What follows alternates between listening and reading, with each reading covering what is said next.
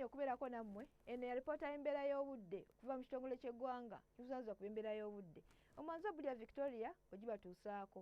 Bwe tutunuulira ekifaananyi kya Ssemugenzi kikubidde ku Ssemazinga Africa kiraga nti omukubo gw'enkuba gutudde ku ggwanga lyaffe.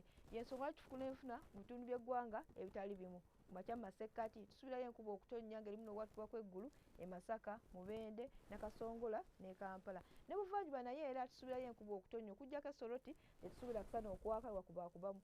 Buvanjuba naye era tusuubirayo akusana okuwaka lwakubakubamu e Kasese ne Kabaale. Mbalala ne Masindi tusuubirayo ekire ky'enkuba. Bukiikakkono naye era tusuubirayo ekire ky'enkuba e Lira.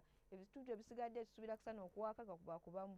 Olw'eggulo mu masekkati tusuubira enkuba okutonnya ng'erimu n'okubatuka kw'eggulu ku diguli 29 e Soroti, 26 Mubende ne Masaka, yo Kampala 27. Buvanjuba naye era tusuubirayo enkuba okutonnya ng'erimu n'okubatuka kw'eggulu ku diguli 28 e Jinja ne Tororo. Soroti egenda kubeera ku diguli 30.